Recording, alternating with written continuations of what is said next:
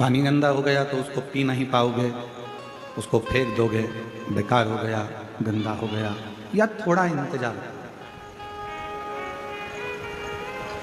पानी गंदा होने पर पीने के लायक नहीं रहता और वाणी गंदी होने पर बात करने के लायक नहीं रहती।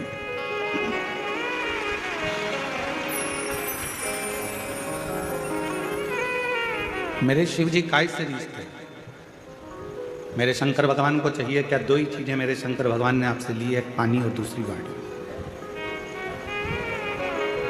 शिव जी ने आपसे एक लोटा जल भी लिया और आपसे वाणी भी ली, श्री शिवाय। और किसी को रिझाना हो तो यही दो चीज जो शंकर भगवान को चाहिए वही सारी जगत को चाहिए। पूरी दुनिया को आपसे कुछ नहीं चाहिए। जो शंकर भगवान मृत्यु लोक के देव अधिदेव महादेव, जो पृथ्वी के देवता हैं, देव अधिदेव महादेव जो इस मृत्यु लोक के देव हैं, जो उन्होंने संसार के लोगों से लिया वही संसार के लोग भी आपसे लेना चाहिए। एक पीढ़ी दूसरी को बता रही है अपना संघर्ष और दिखा रही है उत्कर्ष और हर्ष। 12 साल किसान कल्याण के, 12 साल विश्वास के, विकास के, जन कल्याण के। क्या क्या चीज ली है शंकर जी ने आपसे? दो चीजें ली, एक लोटा जल और मुख से निकली हुई वाणी, पानी और वाणी।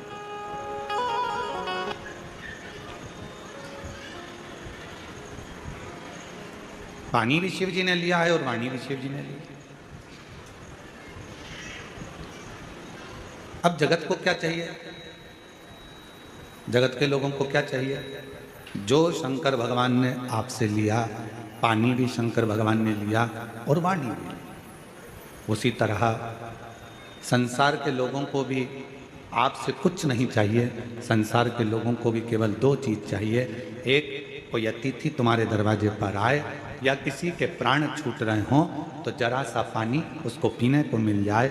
अतिथि आए उसका सम्मान पीने के पानी से हो जाए और अतिथि आए तो आपकी मीठी वाणी से उसका सत्कार हो जाए। बस ये दो चीजें चाहिए,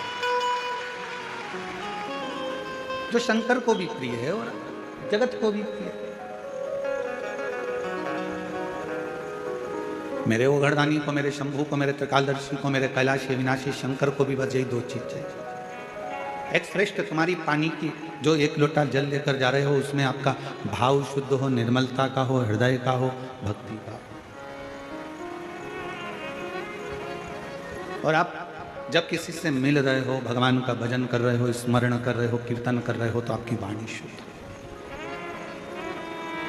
वाणी ऐसी बोलिए जो मन का आपा हो। पर आज के जमाने में वाणी ऐसी बोलिए जो जम के झगड़ा हो, पर उससे मत बोलिए जो तुमसे तगड़ा हो।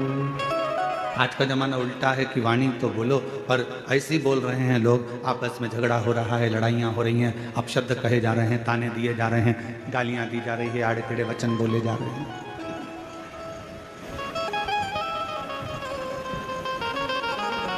उसमें श्रेष्ठता का भाव कहाँ रह गया?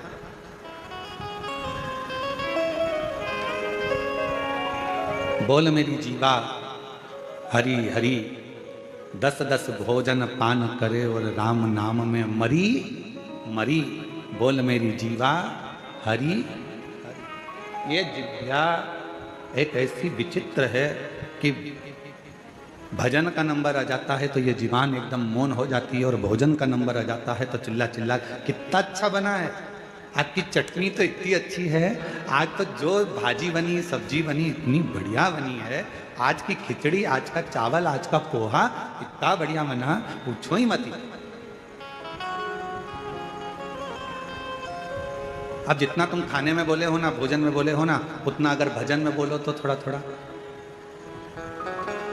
एक नज़ारा रात्रि को देखना निकुंभ में आके, आज नहीं देखो तो कल देखना। कल कथा का चतुर्थ दिवस है, परसों कथा विराम हो जाएगी। कल का कथा का समय तो यही रहेगा 1 बजे से 4 बजे तक, परसों का कथा का समय सुबह 8 बजे से 11 बजे तक हो जाएगा। कल जब कथा का चतुर्थ दिवस रहेगा, विराम दिवस के एक दिन पहले का दिन कौन सा कहलाता है? जम के बोलो, शिवरात्रि। तो कल तो हो जाएगा कथा का शिवरात्रि का दिन, और परसों के दिन जिस दिन कथा विराम हो रही है उस दिन है प्रदोष, और बाबा की कृपा से उस दिन भी आपको कथा का लाभ का आनंद मिलेगा। शिव तत्व भजन में मन नहीं लगा, भजन में जिभ्या थोड़ा थोड़ा बोलती बोलती बोलती बोलती थक जाता है, और जिभ्या तकी फिर भगवान का नाम जाप स्मरण नहीं हो पाता।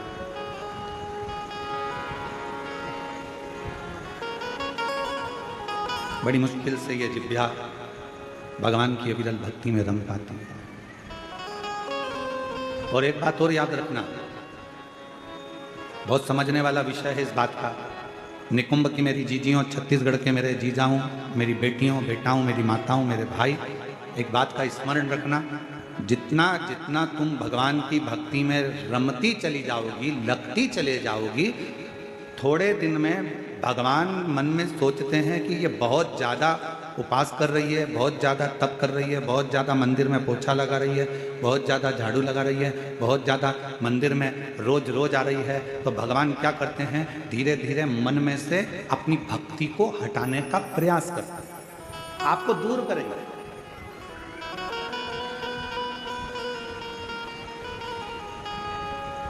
आपको अपनी भक्ति में से थोड़ा थोड़ा भगवान दूर करने का प्रयास करेंगे, जिससे ये मुझसे दूर हो जाए।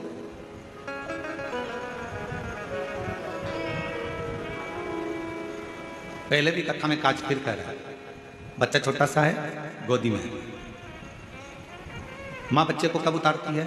जब वो बच्चा खिलौने से खेलने लगता है। भगवान अपने भक्त को वैभव देते हैं, गाड़ी देते हैं, बंगला देते हैं, धन देते हैं, संपदा देते हैं, सत्ता देते हैं, सब कुछ देते हैं, और धीरे धीरे मेरे भोले बाबा आपको अपने आप से दूर कर लेते हैं। उस समय पर आपको चतुरता चाहिए। आप कितने भी व्यस्त रहो, आप कितने भी मस्त रहो, आप कितने भी काम में लगे रहो, पर मेरे शंकर भगवान का मंदिर मत छोड़ना, मेरे शिव का शिवालय मत छोड़ो, शिव पुराण मत छोड़ो, शंकर का भजन मत छोड़ो, मेरे महाकाल राजा का द्वार मत छोड़ो, मेरे कुबेर भंडारी का स्मरण मत छोड़ो। बहुत व्यस्त रखेंगे आप। और सबसे ज्यादा व्यस्तता कब होती है? जब आपका मंदिर जाने का समय होता है। आपने सोचा कि सवेरे टाइम नहीं मिलता तो मैं 10 बजे मंदिर जाऊंगी, तो भगवान सबसे ज्यादा व्यस्त तुम्हें 10 बजे कर देगा। तुमने सोचा कि मैं 10 बजे मंदिर नहीं जाऊंगी, शाम को 4 बजे जाऊंगी, जब सब दुकान चले जाएंगे, बच्चे स्कूल चले जाएंगे, सब अपने काम में लगे, 4 बजे मंदिर जाऊंगी, भगवान इतना व्यस्त कर देगा 4 बजे कि तुम मंदिर नहीं जाओ। फिर तुमने सोचा अब ऐसा नियम बनाती हूँ कि शाम को 7 बजे मंदिर जाऊंगी, सब आ जाएंगे, सबका खाना बना दूंगी, सबको घर में रुके, फिर मैं मंदिर। भगवान ऐसी व्यस्तता लाएगा कि 7 बजे भी तुम्हारा मंदिर का समय छूट जाए, तुम्हें दूर करेगा।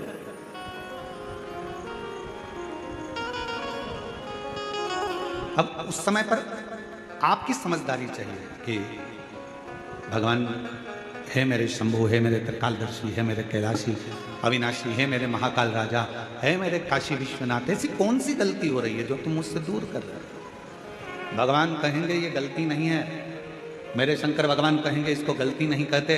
शिव जी कहेंगे तू इतनी मुझ में रम गई है, तू इतना मुझे मानने लगा है कि तेरे फैसले तू नहीं ले पा रहा, तेरे फैसले मुझे लेना पड़ रहे हैं, इसलिए अब तुझे थोड़ा दूर कर रहा हूं कि तू पूरा मुझ पर ही आश्रित है।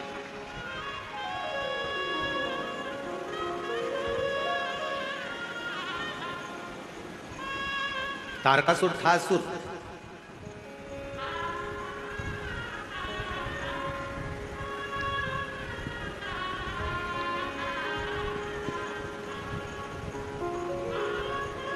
असुर था तारकासुर, पर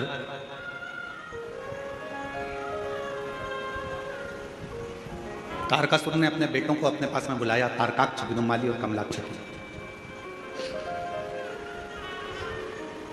तीनों को।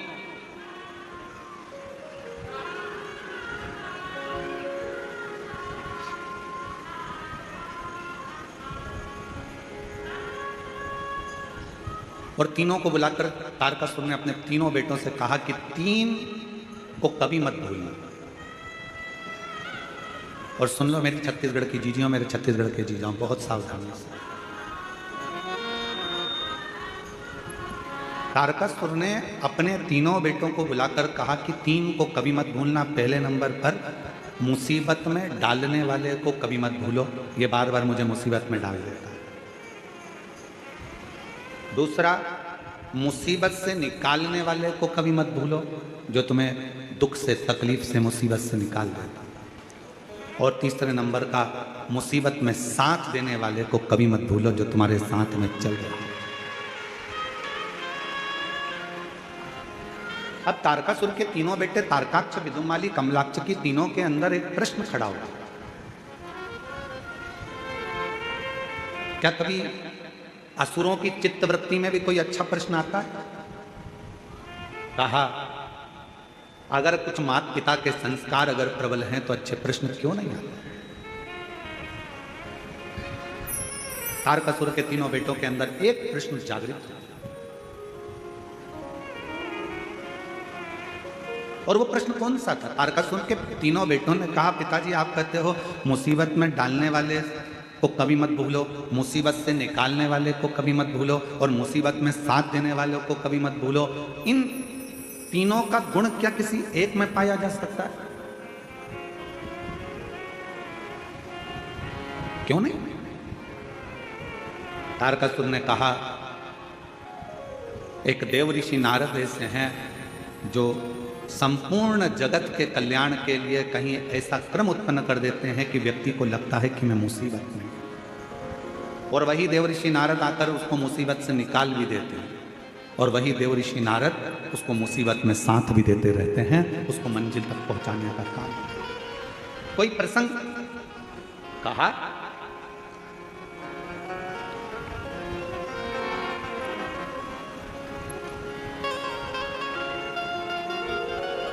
तारकासुर ने कहा, एक प्रसंग मेरे स्मरण में आता है। वो कौन सा प्रसंग है? कहा, वो प्रसंग है भगवान शंकर के नेत्र से रुद्राक्ष की उत्पत्ति हुई, और भगवान शंकर के नेत्र के जल से ही अंधकासुर की उत्पत्ति।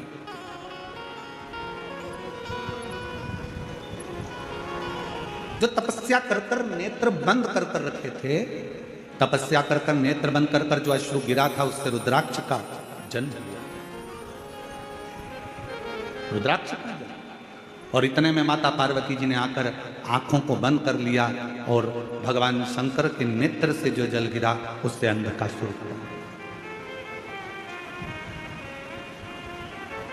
एक तपस्या का जल, एक साधना का जल, एक उपासना का जल, एक मेहनत का जल, एक परिश्रम का जल, एक संघर्ष का जल जो आपके और हमारे शरीर से निकलता है, वो साधारण नहीं होगा। आज पूरा विश्व 21 जून को योग दिवस मना रहा है, पूरा विश्व मना रहा है।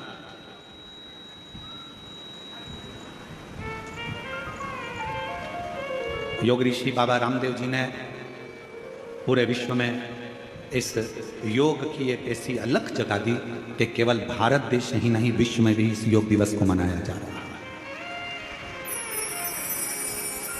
और सभी को इस पवित्र योग दिवस की बहुत बहुत बधाई हो। संपूर्ण देश और संपूर्ण विदेश, जहाँ जहाँ पर सनातन धर्म है, वहाँ के सारे सनातनी स्वस्थ रहें, योग करते रहें और अपने जीवन को अलमस्त होकर जिएं, यही काम। क्या ये तीनों क्रम, तारकासुर से तारकाक्ष ने पूछा, विदुमाली ने पूछा, कमलाक्षकी ने पूछा, क्या ये तीनों क्रम एक व्यक्ति में है? नारद जी, ठीक है, क्या कोई चरित्र है जिसको हम सुन सके? क्यों नहीं? एक पवित्र चरित्र तारकासुर ने सुनाया। सुनो तारकाक्ष, विदुमाली, कमलाक्षकी, शंकर भगवान के नेत्र बंद करने से, उनके नेत्र से जो अश्रु निकला, उससे एक बच्चे ने जन्म ले लिया जिसका नाम था अंधकासुर। पार्वती जी ने उसको गोदी में ले लिया। अब बच्चा अगर जन्म लिया है, बच्चा अगर रो रहा है, तो बच्चे को पार्वती जी ने अपनी गोदी में लिया। गोदी में लिया तो शंकर भगवान से कहा कि ये मेरा पुत्र है। शंकर भगवान ने कहा ये तुम्हारा पुत्र नहीं है, प्रभु आपके द्वारा प्रकट हुआ है तो मेरा तो पुत्र ही रहेगा। यदि आपके द्वारा अगर प्रकट हुआ है तो ये तो मेरा पुत्र है। भगवान शंकर ने मना करा, इसको समुद्र में फेंक दो।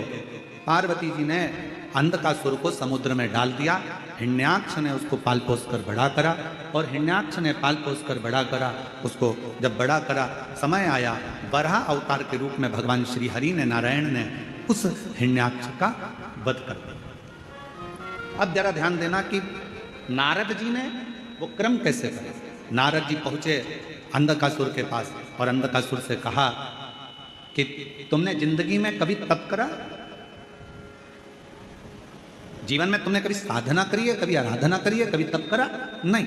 अंधकासुर को भगवान देव ऋषि नारद ने तप में लगा दिया और ब्रह्मा जी से वर मांगा कि मैं कहीं ना मरूं, ऐसा वर मुझे दे दीजिए।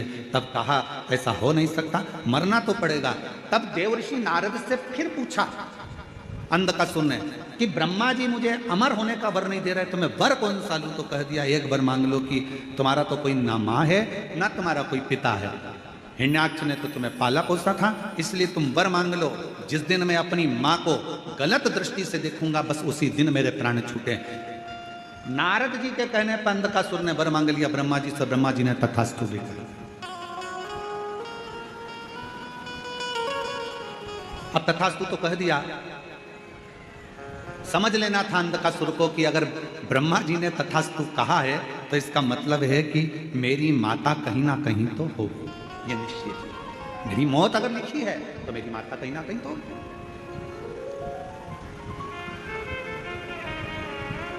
दे दिया भाई। और समय आया, तारकासुर ने अपने पुत्र तारकाक्ष, विदुमाली और कमलाक्ष की तीनों से कहा सुनो, अब देखो नारद जी का काम देखिए कि ये असुर था, इसको मरना था, इसके प्राण जाना थे, पर इसको तब साधना में लगाकर इसको वर दिलवा दिया। और वर दिलवाकर जब ये अपनी माता पार्वती की सुंदरता का बखान करेगा और पार्वती को अपनी अर्धांगिनी बनाने का जब प्रयास करेगा, तब इसके प्राण छूटेंगे।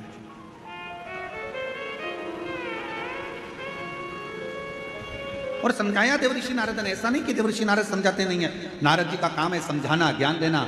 एक विद्वान, संत, साधु, सन्यासी, तपस्वी, साधक, उपासक की एक क्रमता होती है कि वो समझाने का प्रयास करते हैं, पर तुम्हारी बुद्धि में बैठे तब तुम्हें समझ में आए। महाराज वो कहते हैं ना कि जब लड़के के लिए लड़की देखने जाते हैं तो फूफा जी जाते हैं, मामा जी जाते हैं, काका जी जाते हैं, बड़ा भैया जाता है, दामाद जाते हैं, सबको फोन लगाया जाता है, अरे दामाद जी तुम्हारे साले के लिए लड़की देखने जाना है। अच्छा। अरे मामा जी तुम्हारे भांजे के लिए लड़की देखने जाना है। फूफा जी तुम्हारे भतीजे के लिए लड़की देखने जाना है। चलो, अब सबको ले जाकर लड़की वालों के यहाँ बिठा दिया और लड़की वालों के यहाँ पर लड़की चाय की ट्रे लेकर आई। तो जितने भी देखने गए थे ये सब आपस में मन में विचार करने लगे कि हम हमारे साले के लिए लड़की देखने के लिए आए हैं, हम हमारी भांजे के लिए लड़की देखने आए हैं, हम हमारे भतीजे के लिए लड़की देखने आए हैं। सब के सब जितने लड़की देखने गए थे सब ने विचार करा, अपना ही निर्णय गड़बड़ हो गया था, तो फिर भांजे का निर्णय कैसे ले पाएंगे।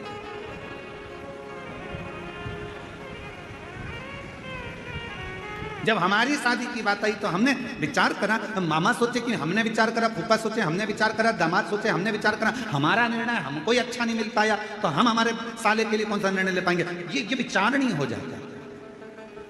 परशु महापुराण की कथा एक बात कहती है, जन्म, मरण और परण ये तीन मेरे शंकर भगवान के हाथ में है। भगवान शिव ने ये किसी को नहीं, ये भगवान शिव ने किसी को नहीं दिया। जन्म कब होना है, कहाँ होना है, कैसे होना है, कितनी बजे होना है, ये निश्चित स्वयं देवदेव महादेव करते हैं। मरण, मृत्यु कहाँ होना है, किस जगह पर होना है, भले तुम कहीं पर भी रहते हो पर तुम्हारी मौत जहाँ लिखी होगी, जब लिखी होगी, जिस जगह पर लिखी होगी, जिस घड़ी में लिखी होगी, उस घड़ी में, उस पल, उस समय में मृत्यु तुमको लेकर चली जाएगी। और अगर तुम्हारी मौत नहीं लिखी है तो चाहे दुनिया के लोग मृत्यु के घाट उतर रहे हों, बाबा भोलेनाथ उस व्यक्ति को कैसे भी काल के पंजे से निकाल कर बाहर ले आएंगे। कोई बच जाएगा और मालूम पड़े बाकी के मर जाएगा। और ये हुआ। अभी अहमदाबाद में एक घटना घटी, बोलो टीवी पर देखी थी कि नहीं देखी थी? अरे जम के तो बोलो, देखी थी। अहमदाबाद में घटना घटी, कितना अच्छे अच्छे सब अपने अपने भावों से जा रहे थे, सबके हृदय में भगवान समाहित था, सबके हृदय में शिव था। फ्लाइट में बैठ भी गए, फ्लाइट उड़ भी गई। उस कैंपस में मेडिकल कॉलेज के जो बच्चे थे वो भोजन कर रहे थे, उनको क्या मालूम था कि हमारी मौत यहाँ लिखी है, हमारी मृत्यु यहाँ लिखी है। वो फ्लाइट में उड़ने वालों को क्या पता था कि हमारी मृत्यु यहाँ लिखी है? किसको मालूम? किसी को नहीं मालूम कि मृत्यु कहां, कब, कैसे लिखी है। पूछा था मां पार्वती जी ने भगवान शंकर से, अमरनाथ की गुफा में बैठकर भगवान शंकर से पार्वती जी ने पूछा था, प्रभु मेरा एक प्रश्न का उत्तर दीजिए।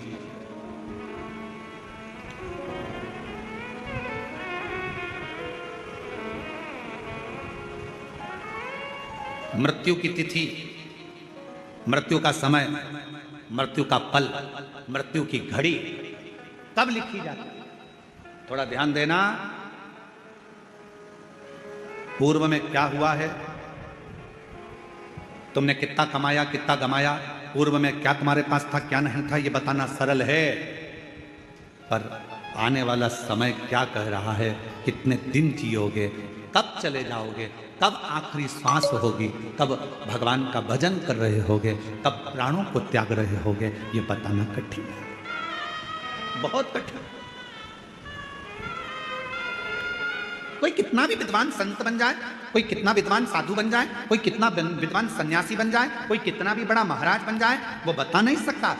याद रखना, सबसे पहला दर्शन करने के लिए मेरे शंकर भगवान राम जी के दरवाजे पर गए थे। मां कौशल्या जी की गोद में से राम जी को गोद में लेकर दर्शन किया था। क्या मेरे शंकर भगवान को नहीं मालूम था कि राम जी को 14 वर्ष के लिए वनवास जाना पड़ेगा? मेरे राम जी को मालूम था। क्या मेरे राम जी को नहीं मालूम था कि सीता जी का परित्याग करना पड़ेगा? मेरे शंकर भगवान को मालूम था। पर मेरे शंकर भगवान ने ये सब कुछ देखा, पर भविष्य नहीं बताया कि आने वाले समय में तुम्हारे साथ क्या होने वाला है। याद रखना, संत, साधु, सन्यासी, तपस्वी, साधक, उपासक दुनिया में कितने भी पैदा हो जाएं, पर मृत्यु कब, कहां, कैसे होगी, इसका रिसर्च तो वैज्ञानिक भी नहीं कर सकते, साइंटिस्ट भी नहीं कर सकते। इसका रिसर्च तो केवल एक देवाधिदेव महादेव कर सकते हैं। शंकर ओघड़दानी ने लिखा, पार्वती से कहा, सुनो पार्वती, मृत्यु अटल सत्य है। जब बच्चे की नाल कटती है, मां के गर्भ से जब बच्चा जन्म लेता है, उसकी नाल कटती है, उस नाल कटने के समय पर बच्चे की मृत्यु लिख दी जाती है कि कब, कहां, किस जगह, कैसे होगी। समय निश्चित हो जाता है। स्वामी विवेकानंद जी का प्रसंग याद कर लीजिए। स्वामी विवेकानंद जी ने रामकृष्ण परमहंस जी से पूछा था कि व्यक्ति को भगवान का नाम कब लेना चाहिए। रामकृष्ण परमहंस जी ने कहा था, मरने के 1 मिनट पहले। मरने के 1 मिनट पहले भगवान का नाम लेना चाहिए। तो रामकृष्ण परमहंस जी से स्वामी विवेकानंद जी ने पूछा कि मालूम कैसे पड़ेगा कि मरना कब है? तो रामकृष्ण परमहंस ने कहा, जब तुम्हें मालूम ही नहीं है कि मरना कब है, तो हर पल, हर मिनट, हर क्षण भगवान का नाम लेते रहो। कौन सा क्षण आखिरी होगा, किसको मालूम है? कौन सा क्षण?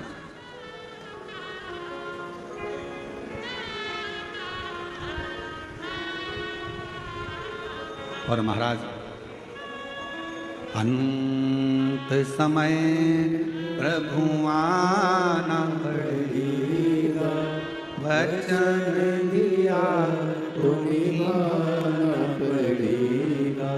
आए ना आए प्रभु कुटुंब कबीरा, अंत समय प्रभु आना पड़ेगा, वचन दिया तो निभाना पड़ेगा।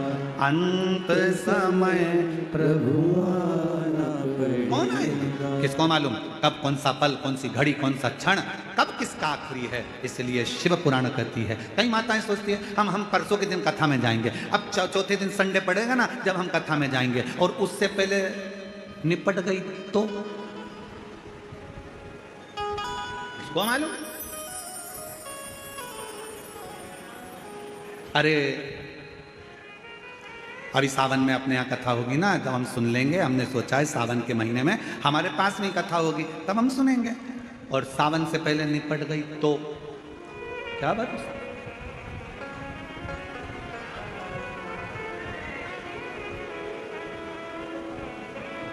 बहुत कठिन महाराज, बहुत कठिन। खूब भगवान का नाम ले, खेत में काम करो, धान बो, अपनी मेहनत को पीछे मत हटो, परिश्रम पूरा करो।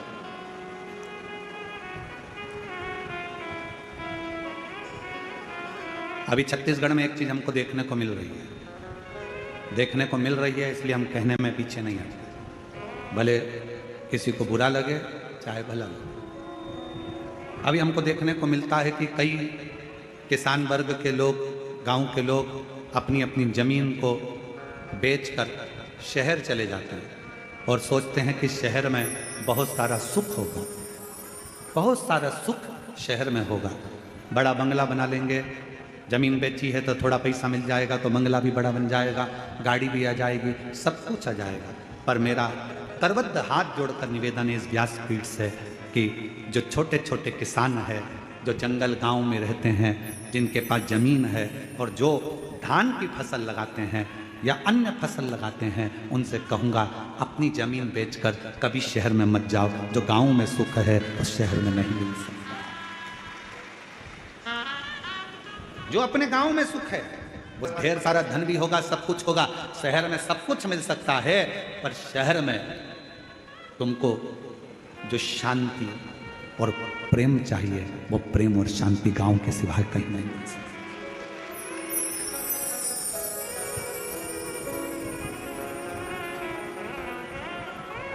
कितना अंतर है शहर और गांव में। शहर में अगर कोई साधु भी आ जाए, संत भी आ जाए ना, तो लोग उसको भिखारी समझते हैं। मांगने आया होगा, दरवाजा बंद कर दो, दरवाजा मत खोलना, दरवाजे पर लिख देते हैं कुत्तों से सावधान, अंदर मत घुस जाना।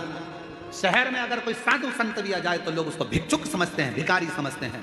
और गांव में अगर कोई भिखारी भी आ जाए ना तो लोग उसे संत समझते हैं, साधु समझते हैं, सन्यासी समझते हैं, तपस्वी समझते हैं। मत बेचो अपनी जमीन को, भले थोड़ा सा टुकड़ा है, थोड़ी सी फसल लगाओ, अलमस्त जिंदगी जियो। अपनी जमीन है, अपनी जमीन पर रहे हो, तुम सब जमींदार हो। लोग कहते हैं ये किसान है, हम कहते हैं जिसके पास जमीन का भी अगर एक टुकड़ा है तो वो जमींदार से कम नहीं है, अपनी मस्ती में जीने वाला है, अपनी मस्ती।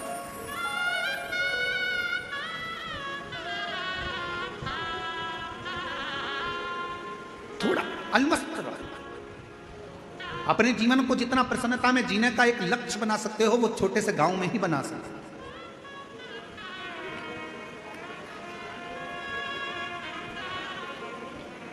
शिव कथा कर रही है, भगवान शंकर का चरित्र करा है, शिव महापुराण की कथा कर रही है, भगवान शंकर का संवाद कथा है।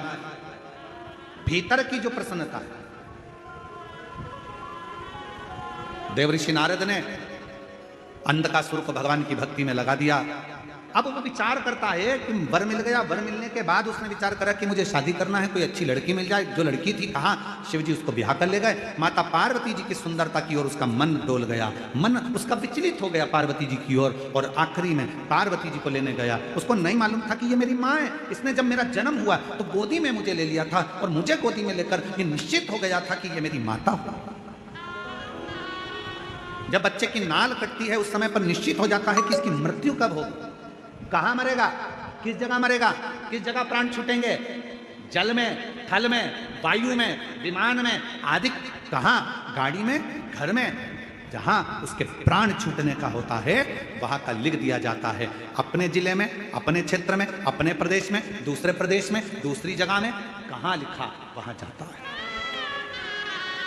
वहाँ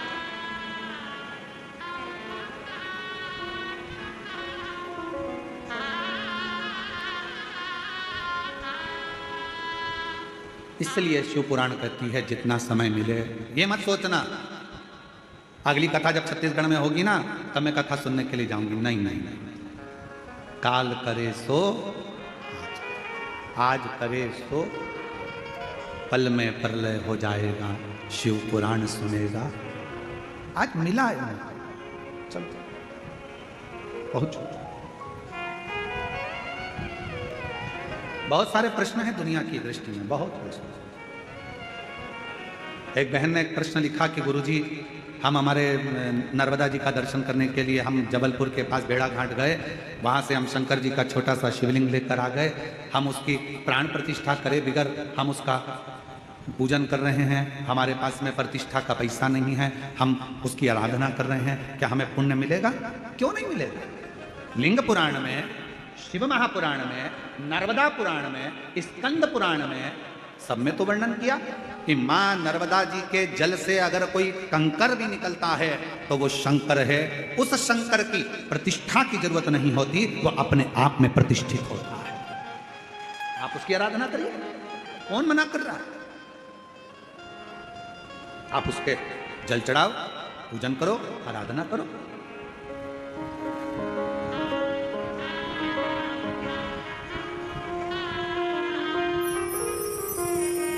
और आप जब उसकी आराधना करेंगे, उसका स्मरण करेंगे तो सुख अपने आप आएगा। और शंभु शरण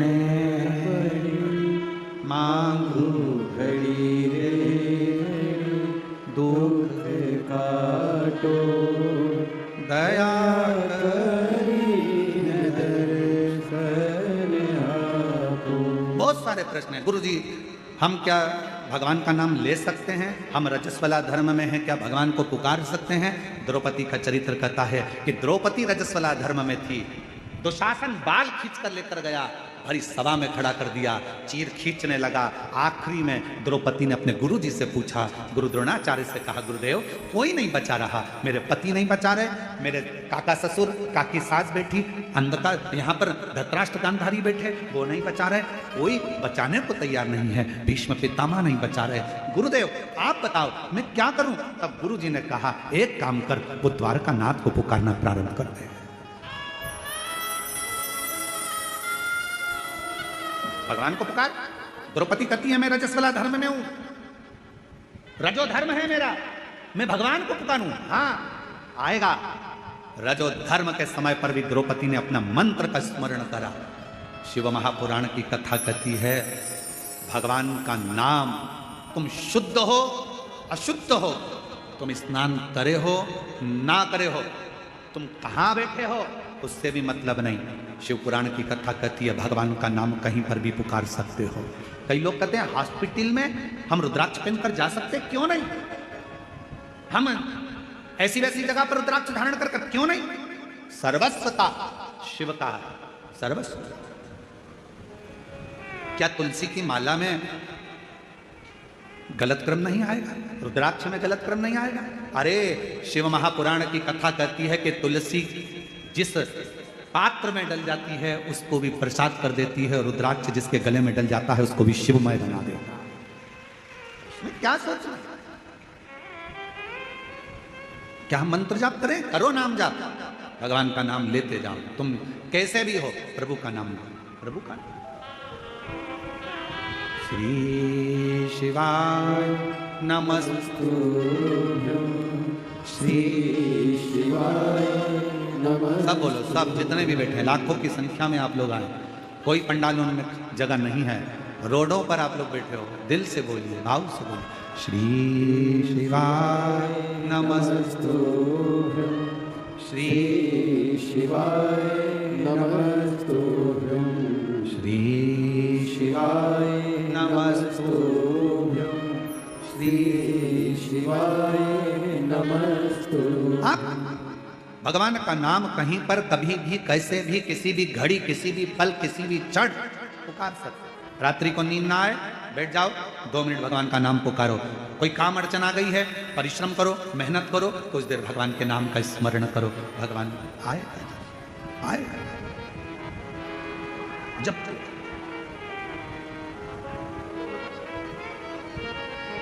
कब कहाँ कैसे प्राण जाएंगे कोई भरोसा नहीं। अंधकासुर ने सोचा कि मेरे प्राण जाएंगे ही नहीं, मेरी तो कोई माँ है ही नहीं, मेरी माता ही नहीं है तो प्राण जाने का काम ही क्या। पर उसको क्या मालूम था कि मृत्यु निश्चित है। संसार सागर में अगर आप आए हैं तो मौत तो निश्चित रहेगी,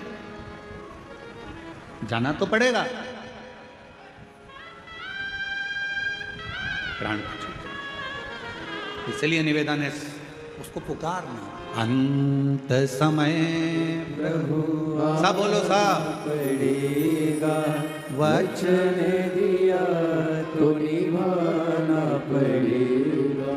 आए ना आए प्रभु कुटुंब कबीरा, अंत समय प्रभु आना पड़ेगा। वचन दिया तो निभाना पड़ेगा। अंत समय प्रभु आना पड़ेगा। पुकारते रहो, वो आएगा जरूर, उसको जपते रहो, वो सुनेगा जरूर, आएगा। उसको पुकार सुन।